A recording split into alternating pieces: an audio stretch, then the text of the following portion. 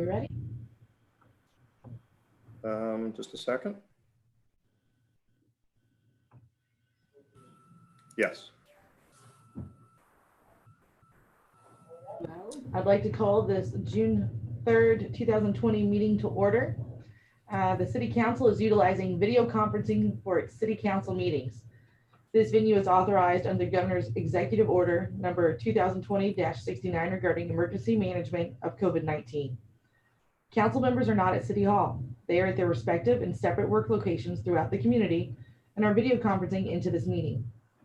City Council members can be identified on the video with their City Council chamber virtual background screens. Tavares City Department directors and the City Attorney can be identified on the video with their seaplane flying over Lake Dora background screens. Those persons who have an item on the agenda have made pre-arrangements with the clerk to video conference into this meeting at such time as their item is taken up and will be in the virtual waiting room until that tab is called. The agenda is posted on the City of Tavares website at www.tavares.org under Agendas and Minutes. This City Council meeting is being live streamed via YouTube at www.youtube.com/Tavares PUBCOM1. If a member of the public would like to comment or provide a question on an agenda item, please send it via email to the city clerk at councilmeeting@tavares.org. Again, that's council meeting, COUNCILMEETING @tavares.org, and identify which item it is you are commenting on, along with your name and address for the record. Comments and questions are limited to 3 minutes. We will also be accepting email public comments in the same manner under audience to be heard, agenda item on any appropriate item that is not on the agenda. I would now ask Fire Chief Richard Keith to conduct the invocation and pledge of allegiance. To you, Chief.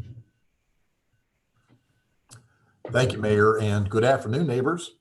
It is my honor to have the opportunity to open today's meeting of the Tavares City Council with an invocation. So in a manner consistent with your faith, would you please join me as I pray for God's blessing on this meeting? Father God, we find ourselves today in the midst of another storm, a storm that has arrived since our last meeting of this City Council. This new storm, though, is made by man. Through Scripture, you have given us many assurances, but chief among them are these 2 assurances: that all storms, even the most severe storms, bow to your authority, and that you will never leave us or forsake us. We thank you for your word. Father, as we meet today, we ask your blessing on this meeting. Please bless the business that takes place here and guide these conversations. Please bless our participants and their families with your presence, your grace, your health, and your safety. Father God, please be with our president, his staff, and our national leaders.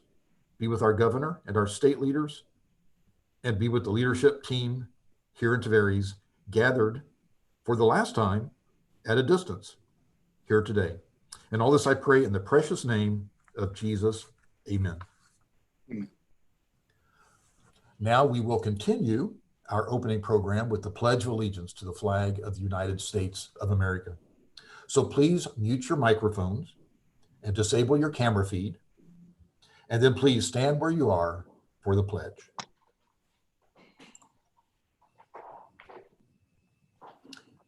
I pledge allegiance to the flag of the United States of America and to the republic for which it stands, one nation under God, indivisible, with liberty and justice for all. Thank you all. Please be seated and get comfortable. And as you get back in position, return your camera feed to its normal operation. Please leave your microphone muted until you are called on to speak by our mayor. Mayor Bogus, when you are ready, the meeting now comes back to you. Thank you. Thank you, Chief. Which brings us to the approval of the agenda. Are there any changes? None from staff. Do I have a motion? Move to approve the agenda. Second. We have a motion and a second. Ms. Rigas, how do you vote?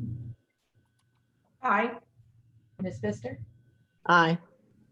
Mr. Singer? Aye. Mr. Stevenson? Aye.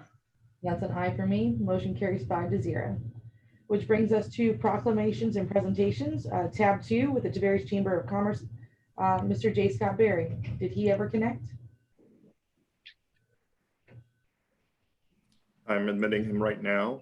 Mayor, here he is. He'll connect in a Barry? second.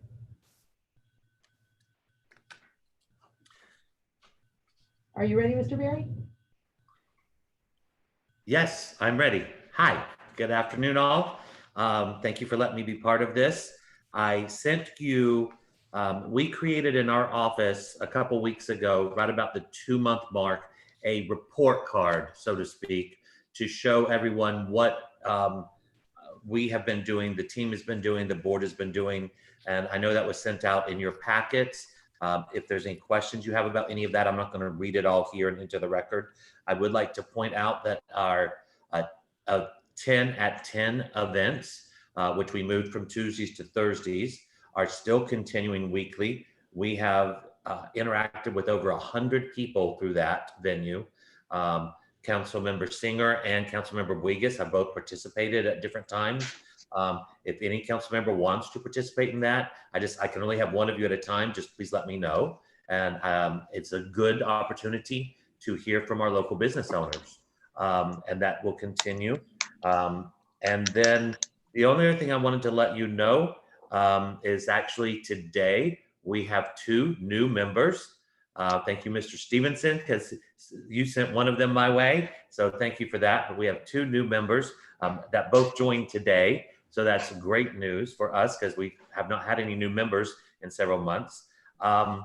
Last thing to remind you is the legislative, what's supposed to be the legislative wrap-up breakfast has gone virtual. It will be July 14th. This is an important event.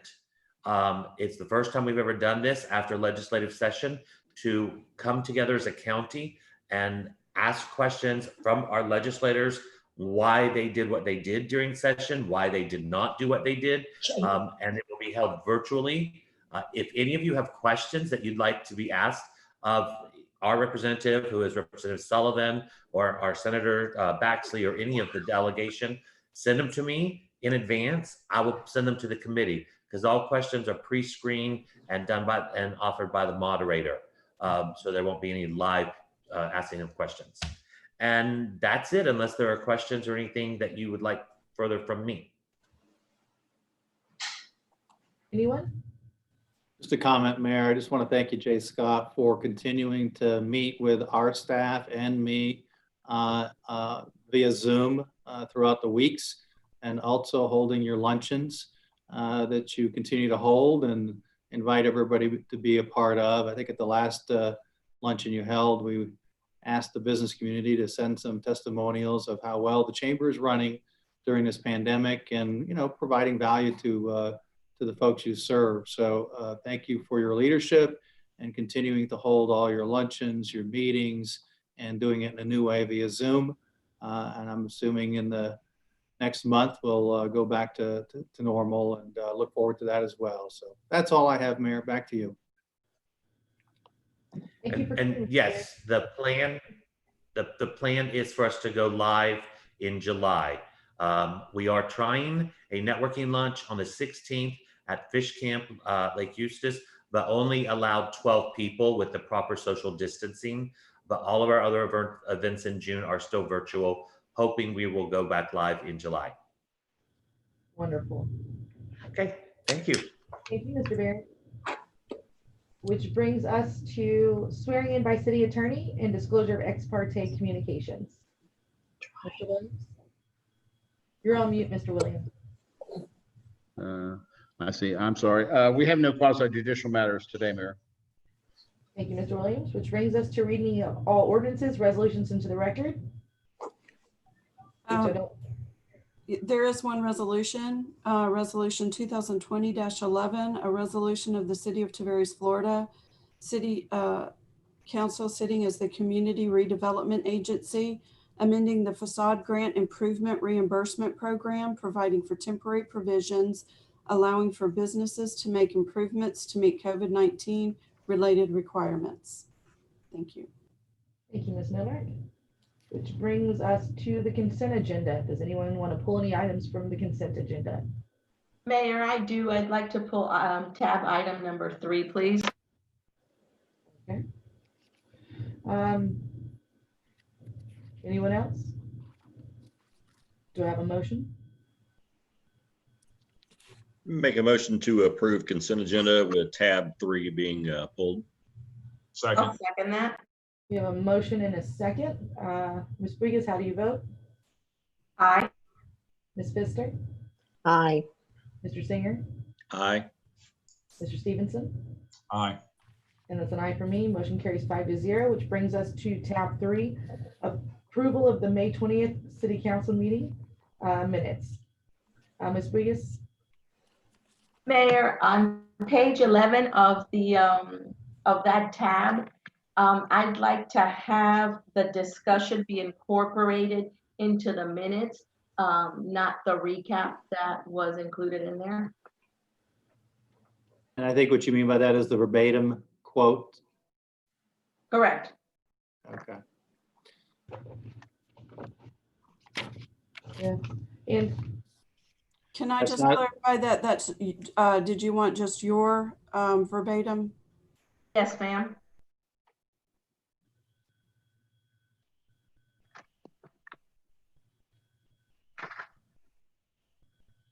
additionally, I'm Mayor Buggus on page 4. I mean, it's fun, but it's just a typo. I'm sorry, Mayor. I could not hear. Oh, she misspelled my name on page 4. Oh, okay. So, any other comments or discussion on tab 3? Do I have a motion to approve? I'd like to make a motion to approve the changes that Ms. Bouygues asked for. I'll second that. We have a motion and a second. Any other discussion? Ms. Briggs, how do you vote? Aye. Ms. Pfister? Aye. Mr. Singer? Aye. Mr. Stevenson? Aye. It's an aye for me. Motion carries 5-0. Which brings us to resolutions, which we have nothing under this agenda item. Which brings us to ordinances, which we don't have anything under first reading or second reading. Which brings us to general government, tab 5. The bid award to Residential Commercial Municipal Utilities Incorporated for water skid booster pump station for the Advent Health Waterman region with Mr. Clark. Good afternoon, Mayor, Council, and leadership. The title for this is I'm asking the council to consider to award the bid to Residential Commercial Municipal Utilities, Inc., better known as RCM, for the installation of the temporary water skid booster pump at the Advent Health Waterman region area. And the objective is to award the bid. In summary, last year, the council approved funds from the utility impact fee budget for the purpose and installation of a booster pump station for the Advent Hospital area. This station will supply the necessary water pressure to support Pinecrest Academy, Tavares Charter School, Atwater Apartments Phase 2, and approximately 200 new homes from Avalon Park, Tavares. Both the city engineer and city staff have reviewed and approved the bids and recommend bid award to Residential Community Municipal Utilities, RCM, as the lowest, most responsive bidder for this project. Attached to this agenda is the bid tabulation, and you have 3 options: to award the contract to RCM, to award it to another bidder, and to do not award. Staff recommends that you award. The physical impact is $150,000 for the total project, of which was budgeted last year's budget. It has been reviewed, and I will be glad to answer any questions you all have for me. Ms. Novak, do we have any public input? Mayor, we have not received any public input. Thank you. Does council have any questions? I do, Mayor. Mr. Clark, are we to presume that that bid is lower because that company has less overhead than the other 2 companies? Yes, ma'am. That's one of the reasons. RCM branched off from a 30-year Lake County company called Utility Tech. So the owner of RCM, they've probably done a half a dozen projects for us, and the owner's probably done 25 or 30 dating back 20 years. But they're located local, their overhead is much smaller, and they were extremely involved in finding out and looking at the details before this bid. Yes, they do have less overhead. Thank you, Mr. Clark. That's all, Mayor. Any other questions or discussion?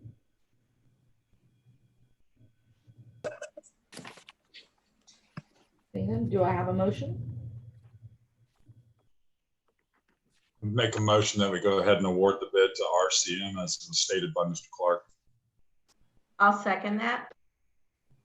We have a motion. And a second. Any other discussion?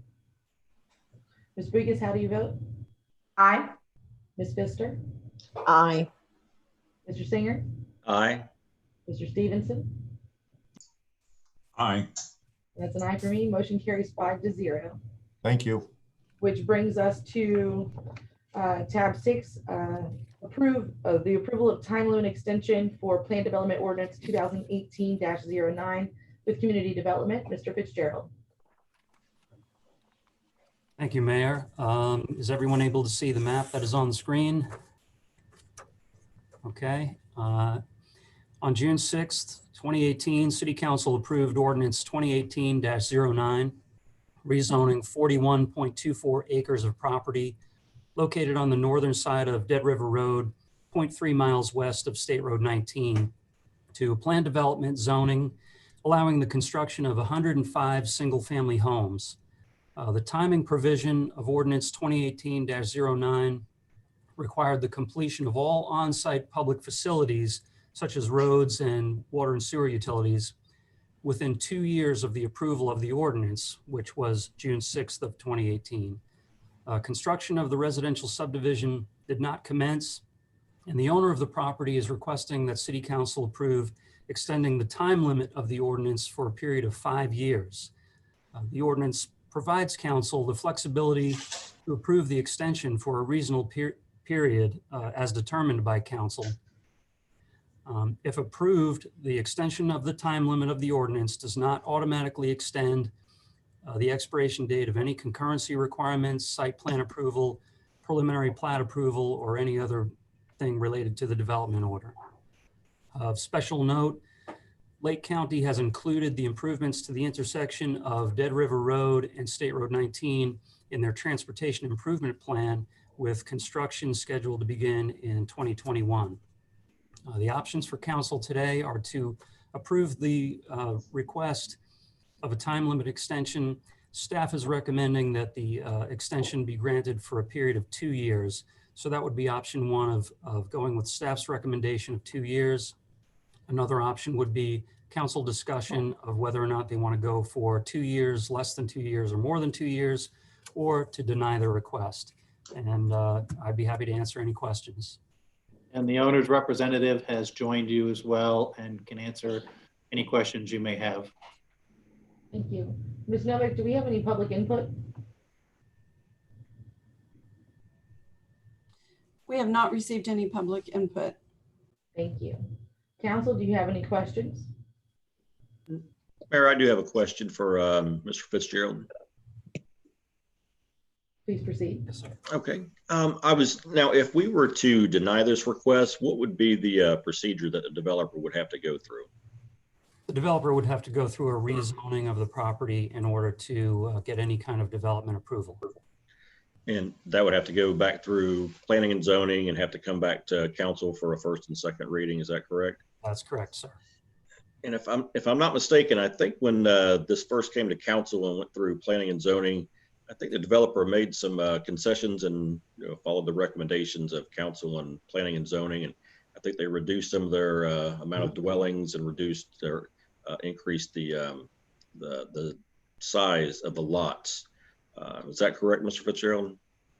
Yes, this came before council, and during the discussion, it was decided that there needed to be some concessions on the lot size. Some of the lots were 60 feet wide.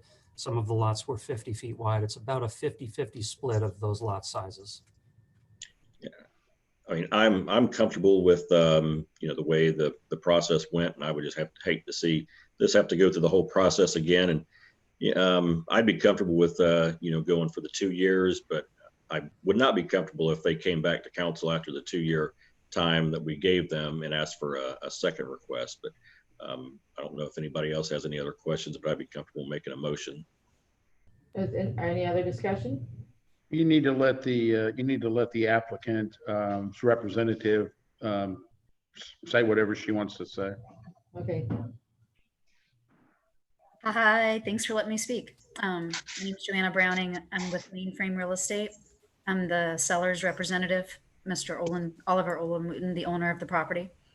And so, yeah, 2 years ago, it was D.R. Horton who had the ordinance approved for the 2 years. Unfortunately, that builder did not go forward, as you gentlemen and women know.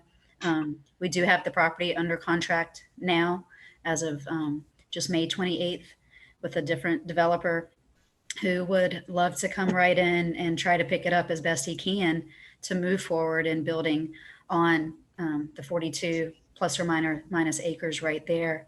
I believe the builders will also have to do a new PSP, plat submittal, preliminary subdivision plat for that to be approved. But they are very eager, and I know they've been talking to Mr. Fitzgerald and their engineer Chuck Hoyt, who was the engineer previously with D.R. Horton, to get this rolling. They're very invested. They've already spent money.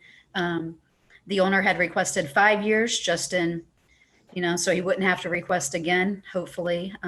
But, if you guys feel 2 years is sufficient, hopefully they can, we can all try to make it work. I'm doing everything I can for all parties involved to make it work.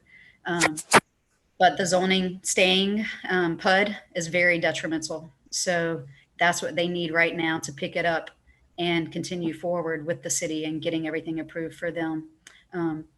Originally, it had Mr. Meadows' property with it. So I know their PSP is already being revised right now to just for Mr. Wooten's subject property, for the 42 acres. So that plat has to get revised. But they're excited. Everybody's excited. If we can do it, we'd love to get some more affordable homes in the area. I just know they need that certificate of occupancy, before they can actually close. And I know there's a lot of loopholes to go through with meetings and stuff. And I was just wanting to ask if the zoning is extended, who the city planner would be, or our point of contact. It's The Mr. city Fitzgerald or planner is Antonio Fabre, and I Okay. can email you his contact information. Okay. Just want I to think I've clarify. spoken with Antonio before. Yeah. Right, okay. I just want to clarify one point, that if this ordinance is extended, it has a conceptual plan attached to it. We have already had council review and approve the preliminary subdivision plan for this property. If the new developer submits a plan to the city that is substantially similar to the preliminary plat that has already been approved, we will be able to move forward with subdivision construction plan and final platting. I don't feel that we would have to bring another preliminary plat back to city council if it substantially complies with what's already been approved. And Bob Williams can confirm me on that. Well, I thought I heard Ms. Browning say two things I was going to question. One is that part of the property that was included originally is not in the development any longer. And then the second was, she said something was contingent on the issuance of a certificate of occupancy, which is not the trigger for our land use. So I need clarification on both of those. Mike, maybe you can help. I believe she might be referring to the property to the west that is similar in size. At one time, it was approved as Summerfield, I believe, back in 2004, and it included the Wooten property and the property to the west that was similar in size, but we're only talking about Mr. Wooten's property today. And that's a different ordinance. This is the only ordinance, the only property we're talking about. Okay. What was she talking about, the certificate of occupancy? Or Ms. Browning, maybe you can explain. Sorry, it doesn't really matter. I was just mentioning that I know the builders that are under contract with my seller, they're quick to close as soon as they can through everything they have to go through for approvals and whatnot.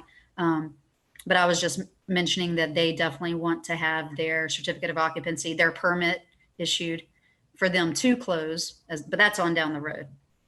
Well, I mean, So you know, there's if this is site extended, permit if this is extended, they'll have their zoning. They won't have a CO until they build anything. So that's okay. I understand now. Thank you. Do we have any other questions from council?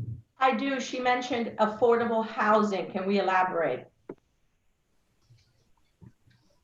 Ms. Browning, what did you mean by affordable housing? Affordable housing. Well, I don't know exactly all the builders are wanting to do with their specs, but I know it's affordable housing. That's what they've said. Just Lou, if I can chime in, I don't think she's using affordable housing in the same vernacular as the federal affordable housing statute. No, my the apologies. chapter 700 or 702, whatever it is. I think she's talking about houses that people can afford, you know, relatively entry-level homes is what she's talking about. Thank you for that clarification. Yes, sorry about that. Do we have any other questions from council? Yes, I do. I'm a little concerned about the road. So, you know, Lake County says it's included in it and its improvements, the intersection there in 2021, but we all know there's no guarantee. We've planned a lot of things that haven't happened. So I'm going to be honest, I can't approve this in good conscience when nothing's been done to correct that intersection and it's bad. And I'm not going to do it to the residents there. They fought and fought and fought about these subdivisions without these corrections being done to this intersection. So I just can't support it. Lori, I think that, I mean, Mike, I'm going to talk to you about the ordinance. Isn't that a condition of the development that has to be done on this job? We made it a condition for D.R. Horton to do the improvements to that intersection in order for this ordinance to be passed.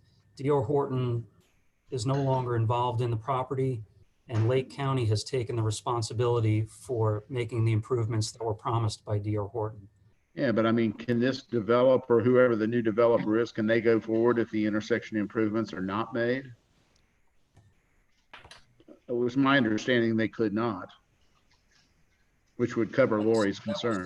That was the original approval, and if directed, I would say that staff would not approve any site plan unless those improvements are in place beforehand. And that's what I thought the deal was, Lori. I thought the deal was that they could not, that their approval of this subdivision was contingent upon the improvements being made to the intersection. So all we're doing today, I think, is not vesting, but we are extending that right in the ordinance, but they still have got to make the subdivision improvements before they can plat and sell houses out there. That's the concern I think that you all had that led to that condition. And I'm pretty sure that condition's in the ordinance. I did have a conversation with the county manager, and they are planning on redoing the entire intersection, and it will be done. Good. Any other questions from council? If I could chime in on this one, I'm sorry, someone was speaking. I was just going to say, I mean, if that's the concern that you have, I mean, and if it's not 100% clear, let's make it clear to Ms. Browning and her client that we are, if you all vote to extend it, that the extension and the ultimate development of the property is contingent upon the approval of the improvement of the intersection. Again, I think that's in the ordinance already, but let's just make sure that everybody understands that. I think I share Ms. Pfister's concern. Those folks down on Dead River, they really struggle with that intersection. So if we do extend it, as Mr. Singer was saying, I don't think I could go for 5 years. Perhaps 2 would be reasonable, but those folks on Dead River are going to be really up. They're already upset about that intersection. So I like what Mr. Williams is saying. I don't know if there's further discussions, but I would certainly make a motion that we extend it not for the 5 years requested, but for the 2 years, contingent upon the fact that you understand that moving forward, that intersection must be repaired in order for the construction to move forward. I would make that motion if anyone wants to second that. Well, I still feel like it was a mistake to begin with. I think I voted against it. I don't think that the corrections to that intersection are going to be able to support new homes, because it can't support what they already have. So I just think we're getting ahead of ourselves. I think the intersection should be fixed first, and that's just how I feel, and that's how I plan to vote. I just don't feel that the developer should be held accountable for an intersection that's the county's responsibility, and the county's already stated that they're going to take care of that intersection. And just, I'd also said that I support the 2-year extension. I would not support a 5-year extension. Okay, but just remember, we have planned things too, and things are quite different now. I think the county is going to find a big difference in their tax dollars after all that we've been through. So I'm just not so sure. We've put many a thing on the book, and it's been planned to do, and we've had to put things off, just like I'm sure this year when we get into our budget, we're going to be putting a lot of things off that we thought we were going to be able to do. So I just think it's a mistake right now. It's such a problem intersection. It's our biggest problem in this whole city. I just can't with good conscience say go ahead. And, you know, that's the you know, the person buying the property, it's their issue. You know, these are things they need to get straightened out. I'm just still not warm and fuzzy about it. I wasn't initially, and I'm not now. Mayor, I don't want to be a procedural wonk, but you do have a motion on the floor, and you should have a second before there's discussion. Yes, sir. I didn't hear the motion. I'm sorry. Mr. Stevenson had made a motion to extend it for 2 years, continuing the contingency that the intersection be done. I'll second that. Any further discussion? You know, on the discussion end, I think this is something we should really think about. I think Mrs. Pfister, even though I made the motion, I think Ms. Pfister makes a compelling argument. I don't think it's a surprise to anyone that all these folks on Dead River have, they've always expressed concern. Not extending this thing would have an effect on the folks on Dead River. I have a question for Mr. Drury. Do we know the timeline from the county to address that intersection? Yeah, they're designing it this year and constructing it next year. So if we extend this 2 years, by the time this comes together, that intersection should have been addressed, correct? And completed. That's the plan that they've laid out. And those dollars cannot be shifted or moved as a result of what's going on, like Ms. Pfister mentioned? Now, I think a council or a commission can do what it wants with its dollars. I think those are coming out of impact fees for District 1 and have been programmed for that intersection. I did personally call the county manager and ask if this project was still moving forward about 2 weeks, maybe 3 weeks ago, and he assured me it is in their plans and they're moving forward with it. Ms. Pfister's concerns about the future are valid. They're, you know, a county commission can always stop a project if they want to stop a project and redirect the funds to somewhere else. It's a 2-step process, as you know. They've got to design it and they've got to construct it. And I think they're in the design phase now. They could theoretically stop the construction phase if they so chose. We would be protected, though, with the motion that Mr. Stevenson made, giving them the 2-year extension, but making that the developer address that intersection before any homes are CO'd on that property, correct? It sounds as though the motion requires the intersection needs to be repaired and, or, you know, upgraded in order for the city to issue final approvals. That's what we're hearing in the motion. So that is correct. The intersection has to be completed in order for the developer to get approvals from the city. Thank you. And it was my understanding when this first came about, that's how the intersection was getting addressed. So if it wasn't for this original development, that intersection never would have been addressed. So, I mean, I completely agree. I mean, that intersection is a huge problem. I've heard from plenty of residents out there, but I think that this is the right step in the right direction to make sure that that intersection is addressed. If we fail to move forward with this, that intersection might not go through at all. There's a possibility of that. Okay, I'm confused. Why would it not go through? The county is doing this. The county's not doing it contingent on the property being bought and sold and then building 105 homes. The county took it over because it's on, a county road and it's an issue is why they took it over. They didn't take it over because of someone building 105 homes. So I'm a little confused with the argument now, because the problem is the county may or may not follow through with this.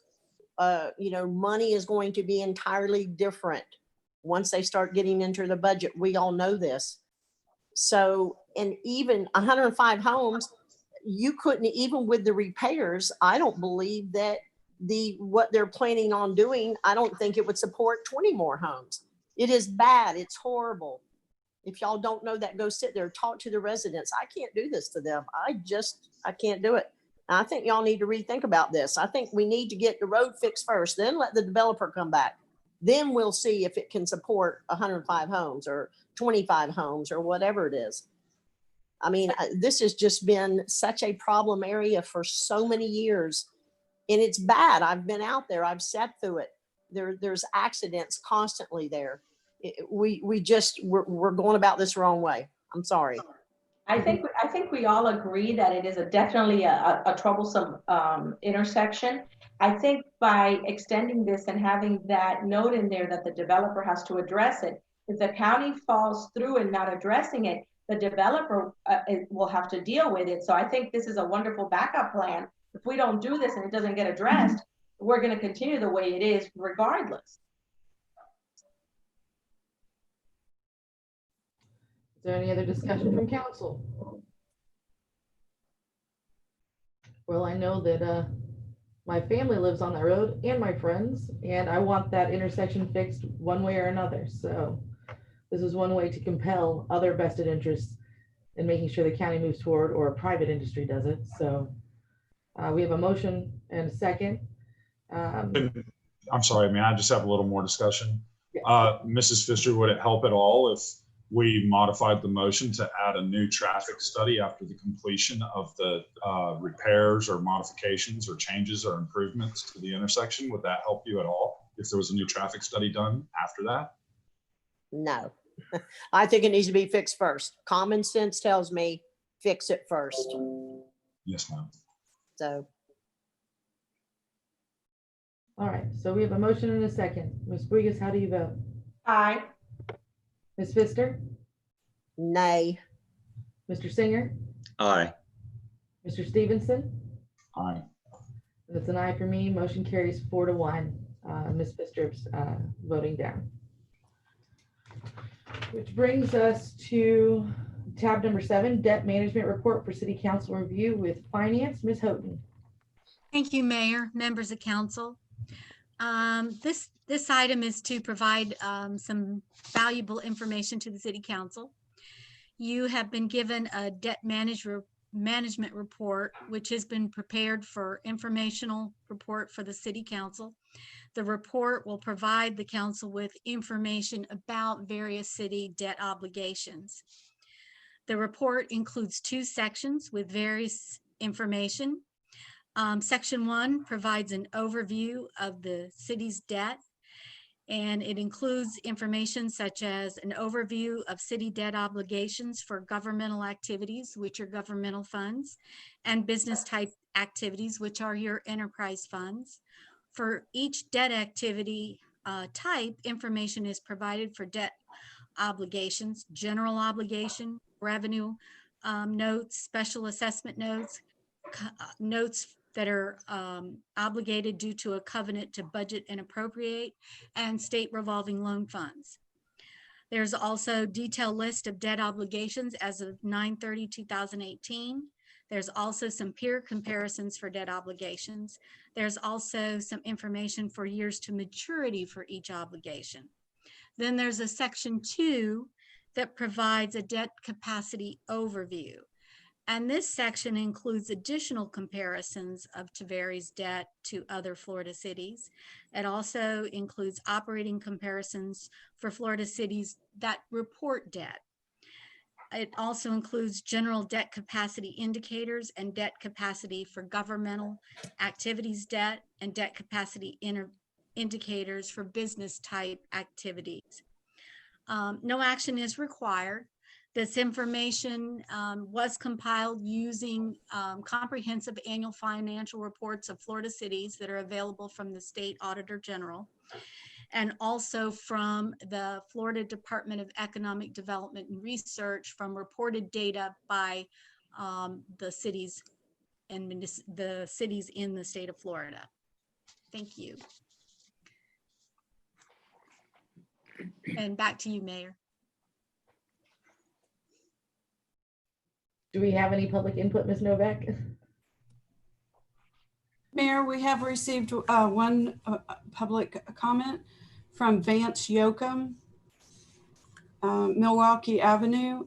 He says, the debt report is a great idea, but in my opinion, does not reflect the reality of future revenues or comparisons due to the pandemic effect on the economy and revenues.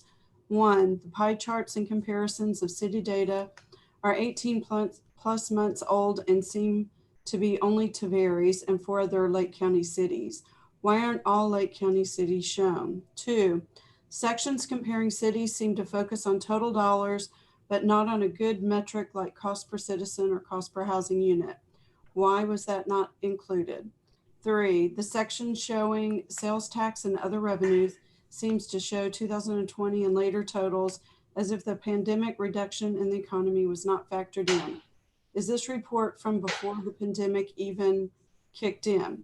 Four, I did not see any discussion of effects on reduced revenues of all types caused by the pandemic, and no adjustments were made in forecasts to show expected effects of the reduced economy. I don't think this report should be used for decisions relating to the upcoming budgets. Vance Yoakum. Thank you, Ms. Novak. Ms. Houghton, would you like to respond? I think I can probably respond first. He is correct. The report, it was primarily developed before COVID-19, and the intent of the report was not to address COVID-19. It was to identify the debt service levels this community has as compared to other cities in the state of Florida, so that you could use it as a benchmarker going forward with future debt. And I think the report does a very good job in giving the overview of, where is the debt levels for a city that has gone through 10 years of renaissance and has made a conscious decision to invest in itself to spawn economic growth. As we all know, the tax burden shifted from the residents paying 90% of the tax bill to down to 65, with the business community picking up the remainder. So the community has been investing itself for 10 years. In order to do that, it took some debt out to redo its roads, its waterfront, and other infrastructure, train station. And the report basically shows how much debt the city has and how does that compare to other cities. And when you look at it, you conclude pretty quickly that the city has an average amount of debt for a city of this size, given that it has invested in itself over the past 10 years. As it relates to forecasting the future on the pandemic and the impact, the economic impacts, obviously we'll be presenting that during the normal budget process that begins in July. And we'll be using, obviously, again, data and forecasting data on the short-term effects that that the pandemic may have on the economy based on the information we get from the state of Florida. So two separate issues. One is, what is the current debt for the city of Tavares? How does that compare to other Florida cities and cities in Lake County? And then a whole other subject matter is, will this pandemic have an effect on your budget? And in July, we'll be presenting the budget and talking on that. Back to you. Thank you, Mr. Drury. Is there anything you'd like to add, Ms. Houghton? I would just reiterate what John said, and I would state that we use data that is available from the state. New data will not be available until the fall that relates to the prior fiscal year. So it's to use data that's not available to us may not give a good factual picture, and I'll just leave it at that. Thank you, Ms. Houghton. Is there any questions from council? Mayor, if I could just make a quick comment. Feel free. Yeah, I just want to say, I think it's very important for our residents and our businesses to know the financial health of our city. And, by the looks of this, it looks like Tavares is doing as well, if not better than our peers. And I just want to thank Ms. Houghton and her staff for putting this together and providing this information. Thank you, Mr. Singer. Any other council members? It was a helpful document to review, and me being a new council member, it was definitely very helpful for me personally. Thank you. Thank you, Ms. Houghton and your department. I really appreciate all the hard work it took to put this together. Mayor and council, it's our pleasure. Thank you.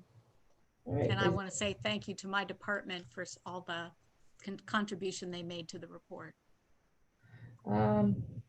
If there's no further discussion, we'll move on to tab 8, the approving the update to the fiscal year 2020-2021 budget workshop and trim calendar with finance, Ms. Houghton. Thank you, Mayor, members of council. As stated in the previous agenda item, there was discussion on COVID-19. And again, due to COVID-19 pandemic emergency, adjustments to many scheduled events, meetings, proceedings have been needed nationally, locally, and with the state in order to meet various guidelines. Local budget calendars have experienced some updates to scheduling. An updated budget trim calendar was provided in your packet. The updated budget calendar includes presentations for the general fund budget at regular city council meeting, enterprise funds at another regular city council meeting, and an additional non-regularly scheduled city council meeting to set the tentative maximum millage rate. That is not new. That was included in your prior calendar. The calendar includes 2 public hearings for adoption of the FY 2021 budget and millage rate in September. Truth in millage state statutes require that the first public hearing for the budget and millage rate be held not less than 65 days after the first day of trim, which is July 1st. The dates for the public hearing have not changed, thus there's no change to our compliance with the trim. July 1st would be the budget workshop to present the proposed general fund budget. That's a regular city council meeting. July 15th would be a budget workshop with regular city council meeting to present enterprise fund budgets and special revenue fund budgets, and again, general fund discussions and the millage rate. July 29th is a budget workshop date that was set for the tentative setting of the tentative maximum millage rate. And August 5th is a scheduled budget workshop to present the 5-year capital plan.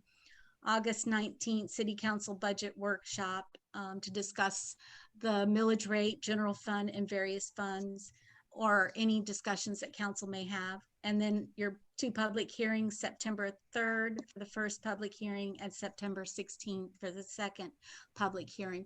We will be calling each council member to schedule one-on-one visits and meetings so that we can give you specialized attention to address questions you may have for the upcoming budget. Any questions? And back to you, Mayor. Thank you, Ms. Happy. Ms. Novak, do we have any public input? We have not received any public input. Thank you, Mayor. Council, do you have any questions or discussion?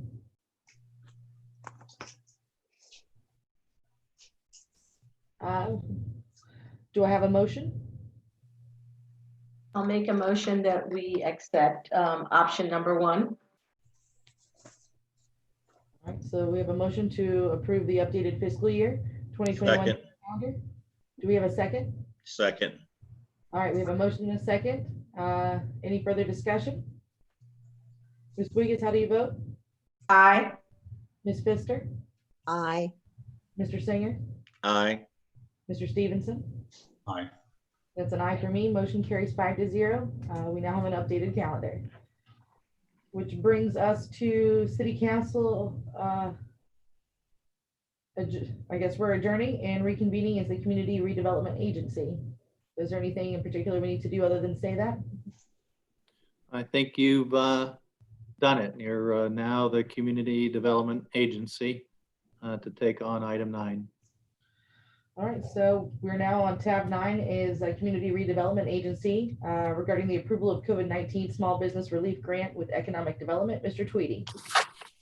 Thank you, Mayor. Good afternoon, Madam Mayor, members of council. At your previous council meeting, you may recall we brought to you a COVID-19 economic recovery plan, 4-part plan, which you approved.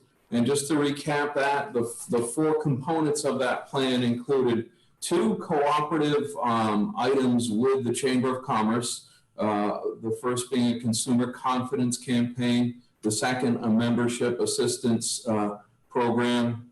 The total of those 2 programs is about $10,000. The third item was improvements to Tavares Square to allow for social distancing and enhance restaurant seating capacity.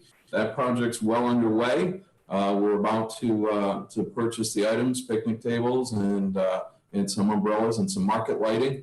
That's about a $1,500 to $2,000 project funded through existing TIF funds. The fourth element was an expansion of the existing facade grant program, a small business relief program. And that's the item before you here today for consideration as the CRA board. And that would be a resolution 2020-11, which would amend the existing facade grant ordinance, authorizing for about a 90-day period, a temporary expanded use of that facade grant with some additional monies reallocated from other TIF items. And just kind of high level to go over that with you and what that all entails. That would authorize your staff to issue grants for businesses within the CRA to make improvements necessary to meet COVID-19 requirements. Things such as expanded indoor and outdoor seating, hand sanitizing and washing stations, sinks, and things of that nature. Touchless entry and exit doors and related mechanisms, automated mechanical door openers and closers, things of that nature. Installation of signage, flooring, restroom improvements, and other items necessary to meet COVID-19, all improvements in equipment related items. That would be a retroactive program which would go back and allow businesses to make application and receive reimbursement for up to 50% of eligible reimbursable items, up to $5,000. That would be retroactive to the governor's initial executive order back on March 9th, and it would go forward all the way to the end of the fiscal year. What we're proposing is reallocating some funds within the existing TIF budget for this year, $3,500 in travel and per diem expenses, which will not be used, $30,600 in unused, unencumbered sponsored events. That would be events that didn't go forward in the event season due to COVID-19. And then we would just add that to the existing $5,900 that are the remaining balance in the $20,000 funded TIF property grant allocated budget for this fiscal year. So what we're seeking is your approval of resolution 2020-11, allowing for the expansion of the facade grant. I'd be happy to answer any questions that you may have at this time. Thank you. Back to you, Mayor.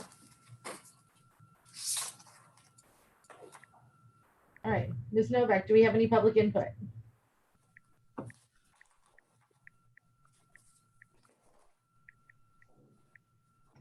Ms. Novak, do you have any public input? Mayor, we do not have any public input for this item. Thank you. Council, do you have any questions or discussion? I have a question for Mr. Tweedy. Mr. Tweedy, so the CRA $40,000 is only for the small business relief grant. That 40,000 does not incorporate the square, the consumer confidence, or the chamber membership. That's a different thing. Are we going to be able to vote on it together with the CRA ordinance? Well, you actually approved all the other improvements under your previous approval of the economic recovery plan. And just to kind of recap again, where those funds came from. So in your Tavares Square improvements, that comes out of the TIF. That is a reallocation of dollars, a limited amount of dollars from our events advertising fund. The consumer confidence campaign and the chamber member assistance program, those are dollars that are being reallocated out of the economic development department budget, separate pot of money, some traveling per diem money unspent, and some overtime money unspent. That will not, neither of which will be spent. So we're taking existing dollars and just applying them to that. This 40,000 would be a reallocation again of 30,000. Let me just make sure. 30,600 in sponsorship in event funds, and 3,500 in traveling per diem out of the TIF, out of the CRA. Added to the existing balance. So we have a remaining 5,900 unencumbered in the current budget, the $20,000 allocation for the property grant, for the facade grant for this fiscal year. We are requesting a reallocation of 30,600 plus the 30,000 to increase that fund to $40,000 total. So you're correct. That is just for the property grant, just for the grant. The other 12,000, so total 52,000 for the overall economic recovery plan. The other 12,000 separate pots of money. Thank you. Any other questions or discussion from council? Mayor, if I might. Please. Yeah, I just want to tell Mr. Tweedy, great job on putting this together. And, I think we all know that the small businesses, they're extremely important to our city. And, as they go, we go. But I just want to, for clarification, I know that this is in the resolution, but just for the benefit of the audience, can you just verify this is a 50-50 grant and it has a $5,000 per business cap? Is that correct? That's correct, Mr. Singer. Yes, a good point. It's a 50% matching grant. They have to come up with 50%. We reimburse them for the other 50% up to a maximum of $5,000 per grant. Correct. Okay. And then one question I had was, with this program, how are you going to advertise so we make sure that all the businesses are aware on how they can apply for this?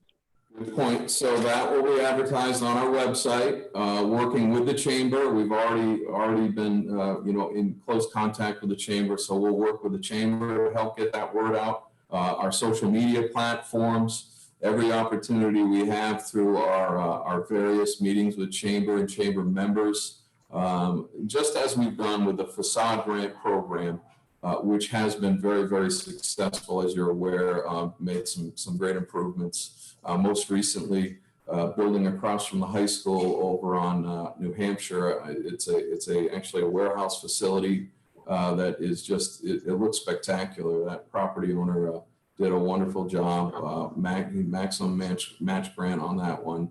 And they just recently completed that one just before the COVID situation came in and did a wonderful job. So it's been a very well received program and very well broadcast program. I think the same methods will be used. Thank you. Thank you. Any other questions or discussion from council? Seeing none, do I have a motion? Mayor, I'd like to make a motion that we approve the resolution. Second. We have a motion and a second. Any further discussion? Seeing none, Ms. Brigas, how do you vote? Aye. Ms. Pfister? Aye. Mr. Singer? Aye. Mr. Stevenson? Aye. And that's an aye for me, so motion carries 5-0. Well, Which I believe that concludes that business. So we'll now adjourn the Community Redevelopment Agency meeting and reconvene as the City Council, which brings us to new business. Is there any new business?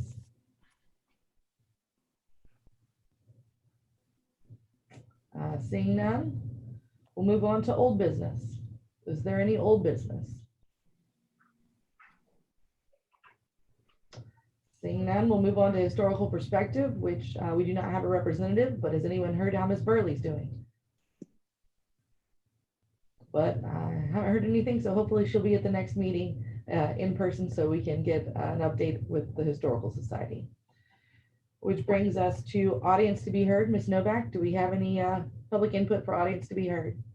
We have received public input. I've received two inputs from David Serdar. I will read those back to back up to a 3-minute period. Okay.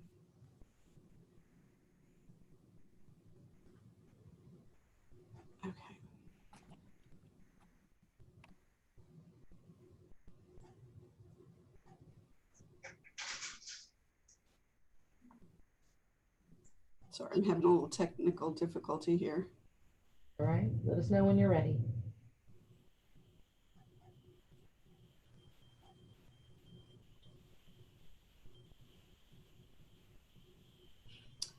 Okay.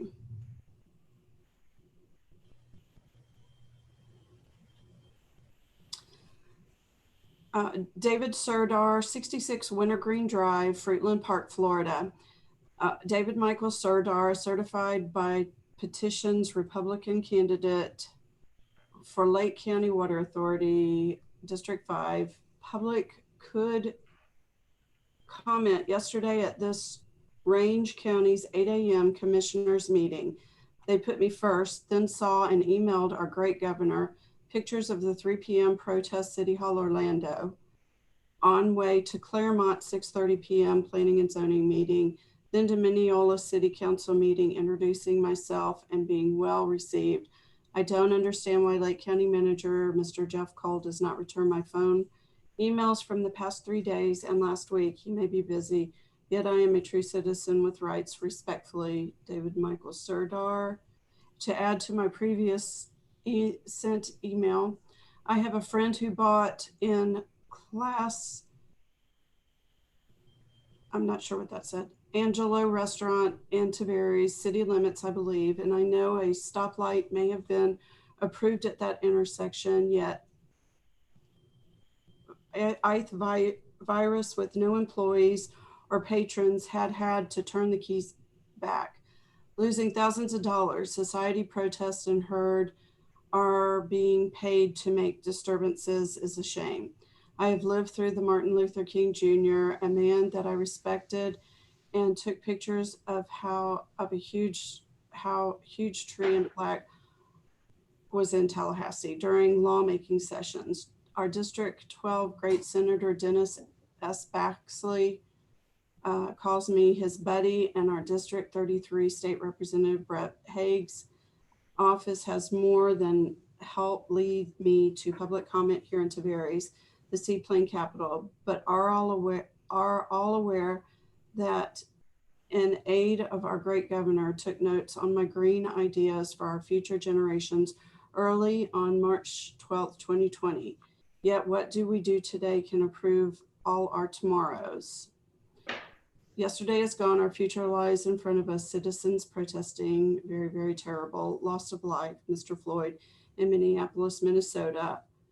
Back as I came from the flower power era, but violence only deeply hurts our business owners, and I pray that no one's other life are lost. We lost MLK, President John F. Kennedy, his brother Robert Kennedy, and many military men and women in my lifetime.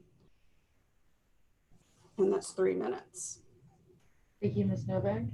And then we have another public comment from Vance Yoakum, Milwaukee Avenue, who says, kudos to council members Lori, Roy, Lou, Amanda, and Troy on their questions bringing up the tab 6 issue of the Dead River intersection improvements and recognizing action is needed on that intersection.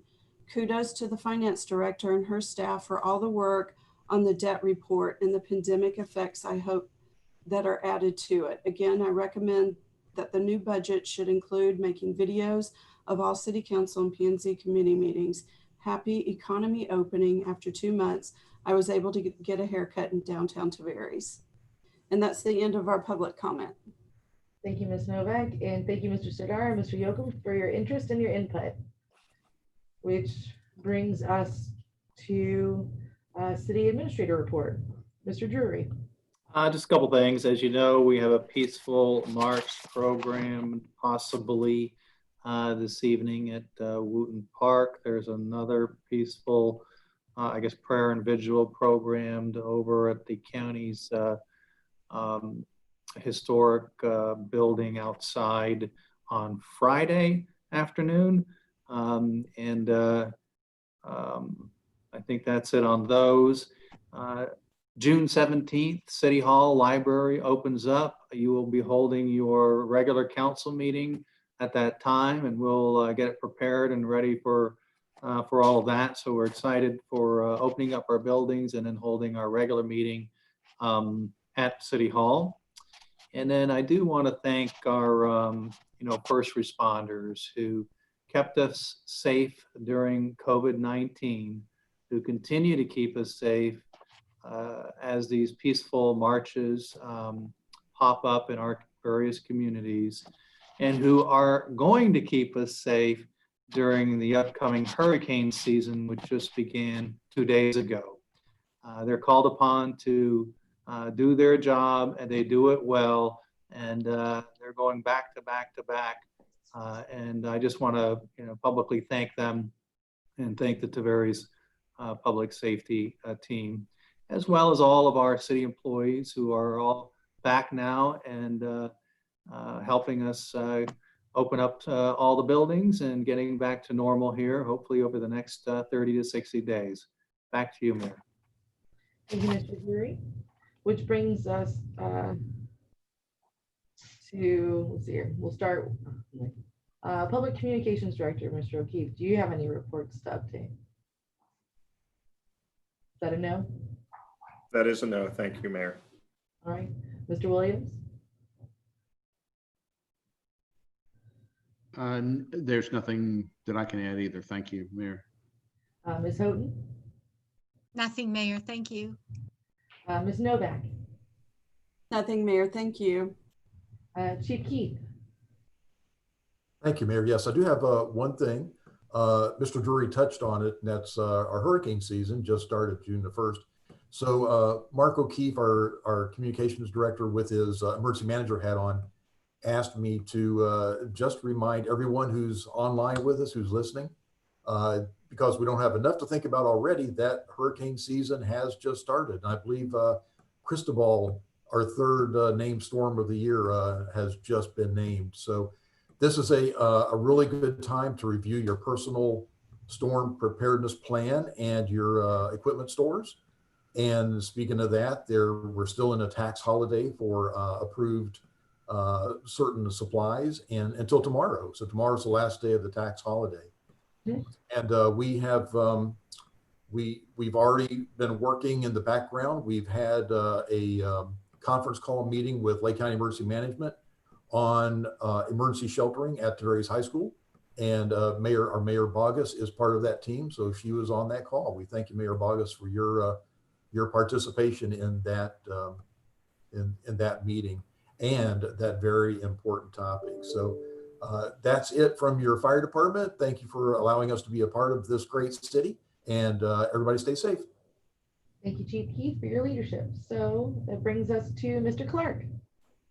Thank you, Mayor. Nothing to report today.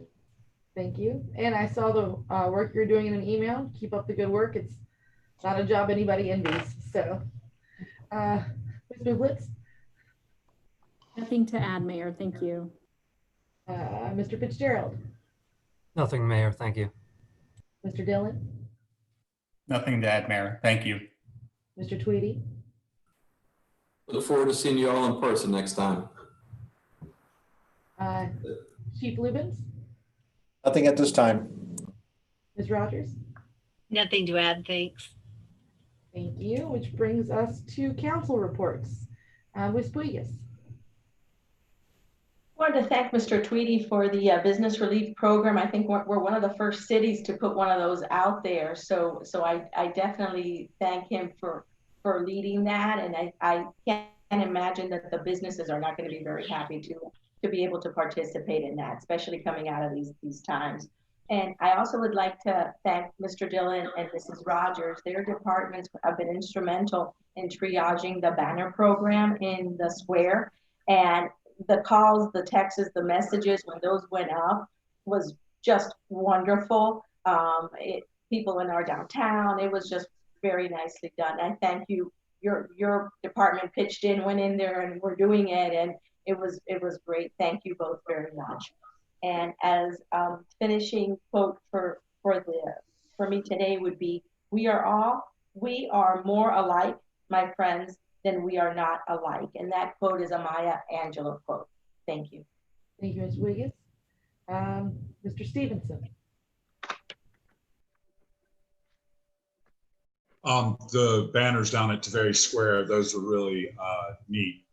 Mrs. Wiggins, I agree with you. Those were really cool. The only other thing, because I think this is our last virtual meeting, hopefully forever, but at least for now, Mayor, as a direct thank, this is the last time I get to click my pen through a meeting without you punching me.